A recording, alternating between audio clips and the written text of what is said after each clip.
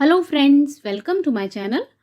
आज हम करेंगे IC38 कॉमन सेक्शन का चैप्टर नंबर 9 जिसका नाम है ग्रीवेंस रिड्रेसल मैकेनिज्म। तो इसका हिंदी में मीनिंग होता है शिकायत निवारण तंत्र। बीमा की बात करते हैं तो बीमा जो है ये भी एक प्रकार का प्रोडक्ट है। जैसे हम बाजार से या फिर ऑनलाइन शॉपिंग करते हैं, अलग अलग तरह के सामान खरीदते हैं, वो क्या है, वो सारे सामान जो हैं वो फिजिकल होते हैं, मीन्स वो हमें दिखाई देते हैं। तो वो जो सारे प्रोडक्ट हैं उनको हम कहते हैं टेंजिबल प्रोडक्ट। पर जो बीमा है, इंश्योरेंस है, ये एक प्रकार का इनटेंजिबल प्रोडक्ट होता है। अब देखिए, जो हम सामान खरीदते हैं, अगर उसमें कुछ प्रॉब्लम आ जाए, कोई डिफेक्ट आ जाए और कंपनी उसको सामान को लेने से मना कर दे, या फिर जो भी उनकी गारंटी वारंटी की कंडीशंस हैं वो हमें देने से मना कर दें, तो हम कहाँ जाते हैं, मीन्स हम कहाँ पर कंप्लेंट कर सकते हैं। तो देखिए, उस सामान की कंप्लेंट करने के लिए भारत सरकार ने कंज्यूमर प्रोटेक्शन एक्ट 1986 मीन्स 1986 बनाया हुआ है। उसके अंडर जो है कंज्यूमर कोर्ट्स काम करते हैं, और एक कंज्यूमर जो है अपने प्रोडक्ट के रिगार्डिंग अगर उसको कोई शिकायत है कंपनी से, तो वहां पर जाकर उसके लिए कंप्लेंट कर सकता है। तो उसी प्रकार जो इंश्योरेंस के प्रोडक्ट्स हैं, चाहे वो जनरल इंश्योरेंस है या फिर लाइफ इंश्योरेंस है, उसकी कंप्लेंट करने के लिए, मीन्स अगर हमें इंश्योरेंस प्रोडक्ट के रिगार्डिंग इंश्योरेंस कंपनी से कोई कंप्लेंट है, हमारा कोई क्लेम रिजेक्ट हो गया है या टाइम पर नहीं दिया जा रहा है, तो उसके लिए कंप्लेंट करने के लिए IRDAI ने special protection of policy holders interest regulation तैयार किया हुआ है, जिसे IRDAI 2002 रेगुलेशंस कहा जाता है। अब इसके हिसाब से IGMS की स्थापना की गई है, जिसकी फुल फॉर्म है इंटीग्रेटेड ग्रीवेंस मैनेजमेंट सिस्टम। देखिए, ये एक ऐसा सिस्टम बनाया गया है जहां पर जो पॉलिसी होल्डर है वो अपनी पॉलिसी के रिगार्डिंग कंप्लेंट रजिस्टर कर सकता है, लॉन्च कर सकता है। फिर वो जो कंप्लेंट्स हैं रिस्पेक्टिव इंश्योरेंस कंपनीज को फॉरवर्ड कर दी जाती हैं। इस प्रकार शिकायतों को सुलझाने का जो सबसे पहला सिस्टम है वो है इंटीग्रेटेड ग्रीवेंस मैनेजमेंट सिस्टम। उसके बाद अगर हम बात करें तो कंज्यूमर डिस्प्यूट रिड्रेसल एजेंसीज भी हैं, जो कि अलग अलग लेवल पर काम करती हैं। और ये जो अलग अलग लेवल हैं, ये हैं डिस्ट्रिक्ट फोरम, स्टेट कमीशन और नेशनल कमीशन। देखिए, जैसे कि हमें इनके नाम से पता चल रहा है, जो डिस्ट्रिक्ट कमीशन है ये जिला लेवल पर काम करता है, और जो जिला फोरम है या डिस्ट्रिक्ट फोरम है, यहाँ पर इंश्योरेंस के जो क्लेम है, अगर उसकी वैल्यू 1 करोड़ रुपए तक है, मीन्स जो कंपनसेशन क्लेम है अगर 1 करोड़ रुपए तक का है, तो उसकी जो सुनवाई है वो डिस्ट्रिक्ट फोरम में की जा सकती है। ठीक है, पहले ये जो वैल्यू थी ये 20 लाख रुपए तक थी, पर अब जो कंज्यूमर प्रोटेक्शन एक्ट 2019 में जो अमेंडमेंट्स हुई हैं उसके हिसाब से ये जो वैल्यू है ये 20 लाख रुपए से कितनी कर दी गई है, 1 करोड़ रुपए तक। अब अगर हम दूसरी बात करें, वो है सेकंड जो है वो स्टेट कमीशन है। अब जो स्टेट कमीशन है ना, अगर आपका जो कंपनसेशन क्लेम है उसकी वैल्यू 1 करोड़ रुपए से 10 करोड़ रुपए तक की है, तो जो उसकी सुनवाई है वो कहाँ पे की जाएगी, स्टेट कमीशन में। पहले ये वैल्यू 20 लाख से 1 करोड़ रुपए तक की थी, और अगर जो कंपनसेशन क्लेम है उसकी वैल्यू 10 करोड़ से अबव है, तो उसकी जो सुनवाई है वो कहाँ पे की जाएगी, नेशनल कमीशन में की जाएगी। तो ये तीनों लेवल आपने याद रखने हैं।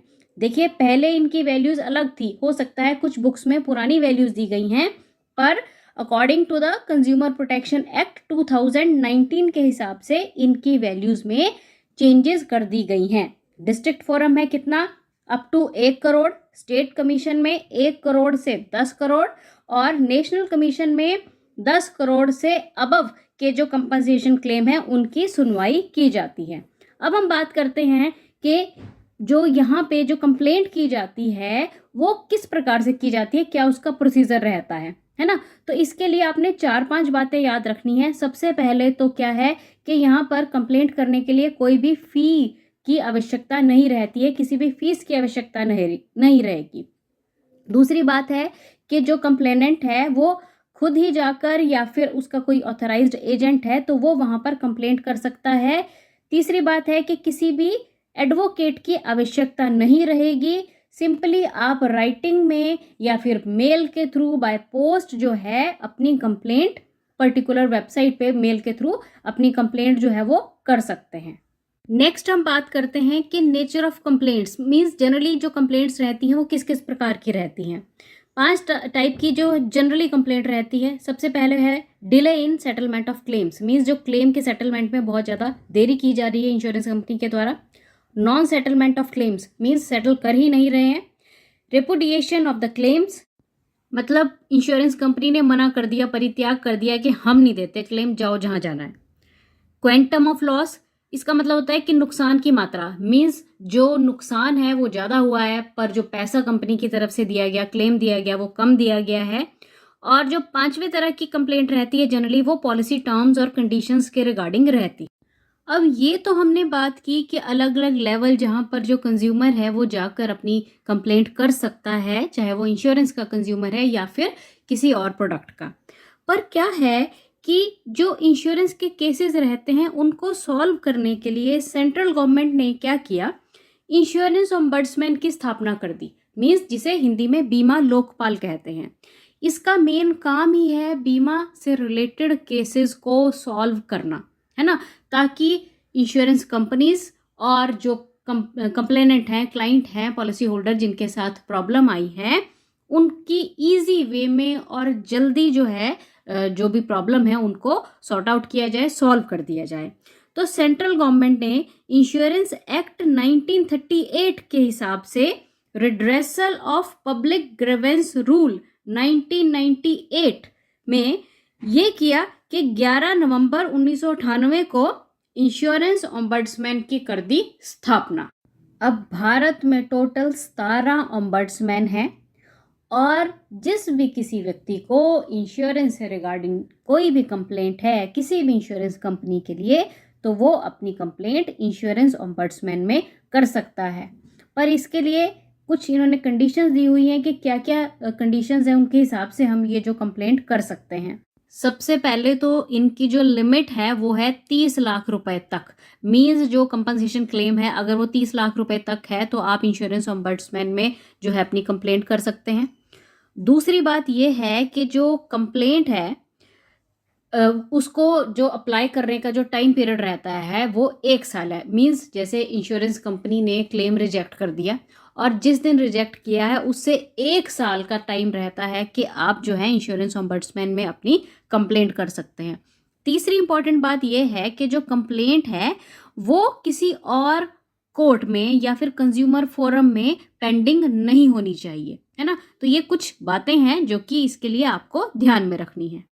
अब हम कुछ प्रैक्टिस क्वेश्चंस करेंगे। सबसे पहला क्वेश्चन है rights of a consumer are protected under dash. आपको बताना है कि एक कंज्यूमर के जो राइट्स हैं, अधिकार हैं, वो किसके अंडर प्रोटेक्टेड रहते हैं।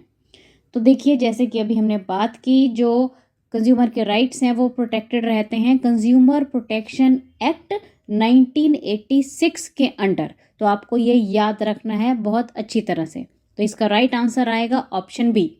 अब अगला क्वेश्चन जो है इससे आपको थोड़ा सा डाउट क्लियर हो जाएगा जो कंज्यूमर और एक कस्टमर में होता है।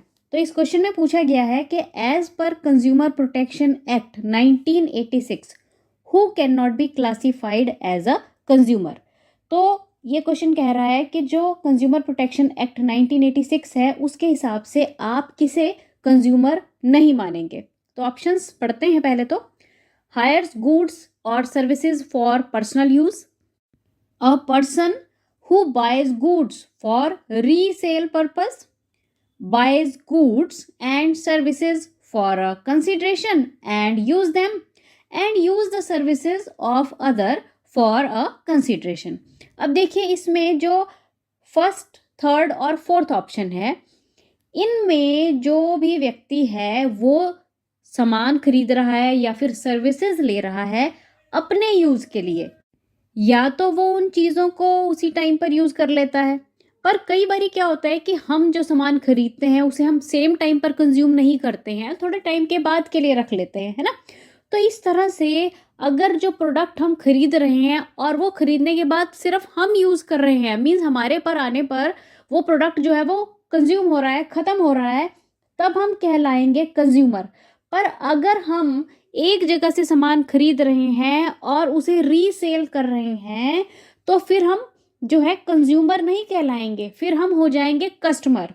तो इसलिए यहाँ पर जो सेकंड ऑप्शन है, जहाँ पर ये बताया गया है कि person who boys goods for resale purpose, अब ये जो व्यक्ति है ये सामान तो खरीद रहा है, कस्टमर तो ये है, और उस सामान को ये रीसेल करने के लिए खरीद रहा है, तो यहाँ पर ये कस्टमर होगा, कंज्यूमर नहीं होगा। इसलिए इस क्वेश्चन का जो राइट आंसर है वो है ऑप्शन बी। चलिए अब है हमारा नेक्स्ट क्वेश्चन। अब इस क्वेश्चन में पूछा गया है कि who can file a complaint under consumer protection act 1986। आपको बताना है कि जो कंज्यूमर प्रोटेक्शन एक्ट 1986 है उसके हिसाब से कौन कंप्लेंट कर सकता है। ऑप्शंस चेक करते हैं।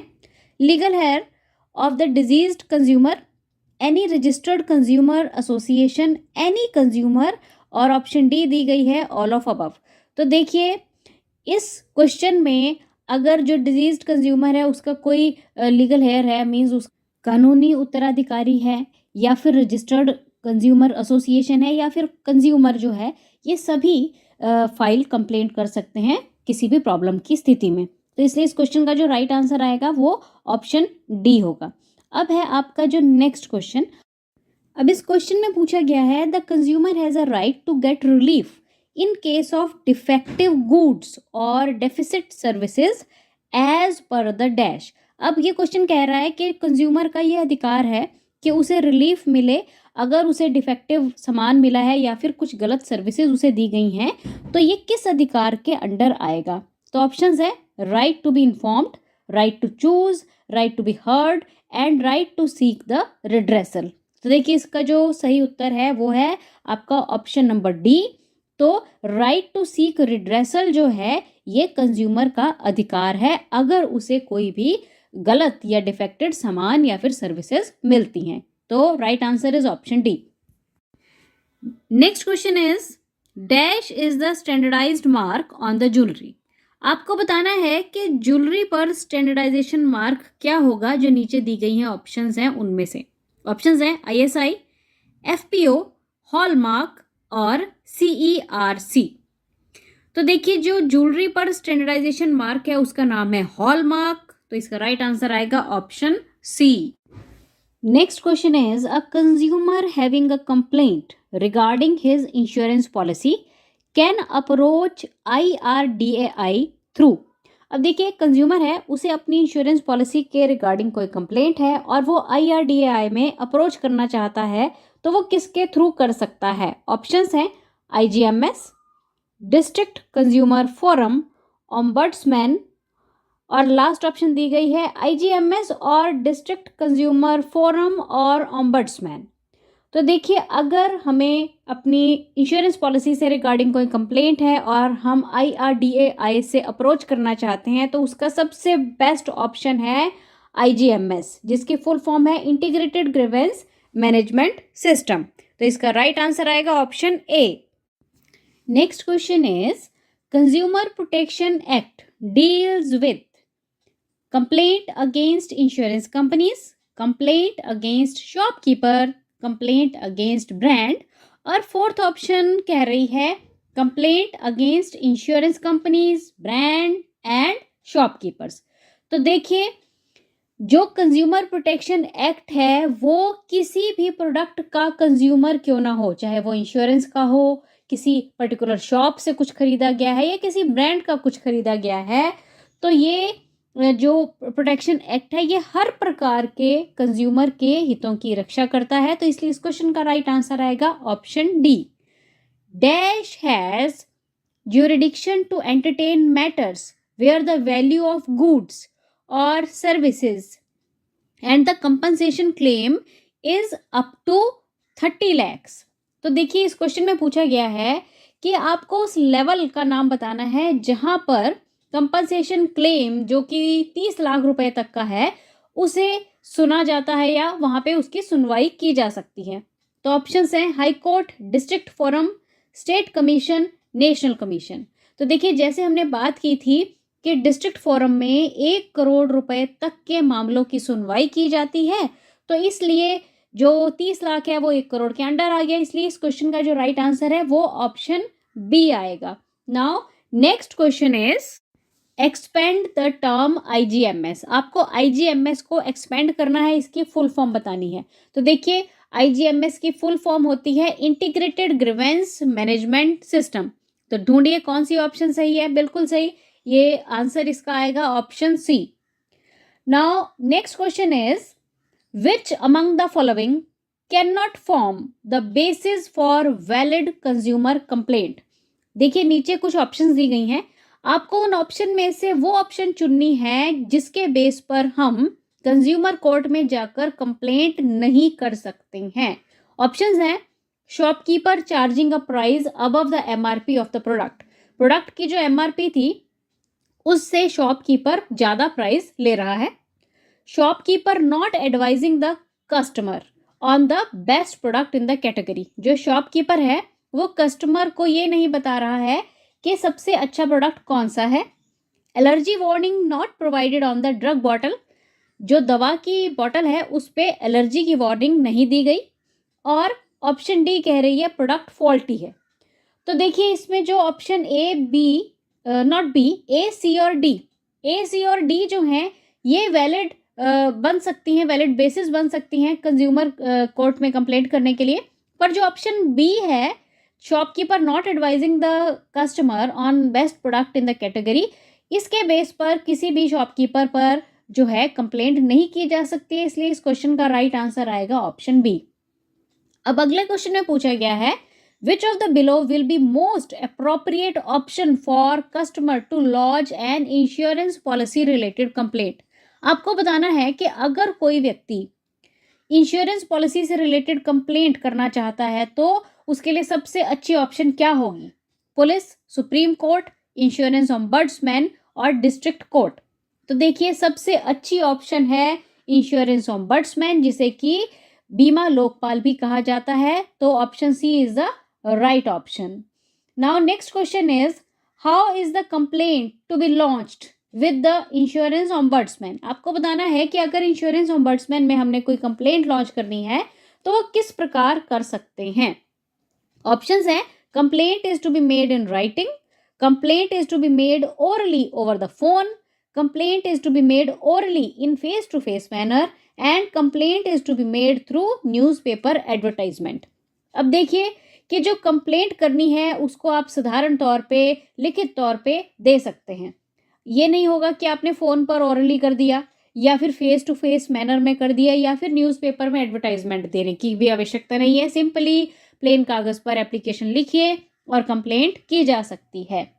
Next question is what is the time limit for approaching an insurance ombudsman. आपको बताना है कि इंश्योरेंस ऑम्बड्समैन में अप्रोच करने के लिए जो टाइम लिमिट रहती है वो क्या रहती है। देखिए अभी हमने डिस्कस किया कि इंश्योरेंस ऑम्बड्समैन में कंप्लेंट करने के लिए जो टाइम लिमिट रहती है वो 1 साल रहता है इंश्योरर के रिजेक्शन करने के बाद। तो ढूंढिए कौन सी ऑप्शन सही है। बिल्कुल सही, सी ऑप्शन जो है वो बिल्कुल सही ऑप्शन है, within 1 year of rejection of complaint by the insurer. Now, next question is, are there any fee or charges that need to be paid for lodging the complaint with the ombudsman? आपको बताना है कि ombudsman में complaint करने के लिए क्या कोई फीस या चार्ज देने पड़ते हैं। नहीं देने पड़ते ना। हाँ बिल्कुल, तो इसका राइट आंसर है option B, no fee or charges need to be paid. अब अगले क्वेश्चन में पूछा गया है कि can a complaint be launched against a private insurer. क्या प्राइवेट इंश्योरर के खिलाफ भी कंप्लेंट की जा सकती है। तो बिल्कुल, चाहे इंश्योरर प्राइवेट है या फिर सरकारी है, जिसने भी कोई भी अगर मतलब कुछ गड़बड़ हुई है तो कंप्लेंट की जा सकती है, चाहे कोई भी इंश्योरर हो और किसी भी प्रकार की इंश्योरेंस हो, चाहे लाइफ इंश्योरेंस हो चाहे जनरल इंश्योरेंस हो। तो इस क्वेश्चन का राइट आंसर आएगा option B, yes complaint can be launched against private insurers. Next question, a bonus question. अब इस क्वेश्चन में पूछा गया है the authorities of COPA is limited to what amount at district level. आपको बताना है कि कोपा की अथॉरिटीज के हिसाब से डिस्ट्रिक्ट लेवल की जो लिमिट्स हैं वो किस लेवल तक हैं। तो ऑप्शंस हैं 10 लाख, 20 लाख, 50 लाख और 1 करोड़। तो इसका जो सही आंसर है वो जल्दी से मुझे कमेंट करके बताइए। Thanks for watching the video and best of luck.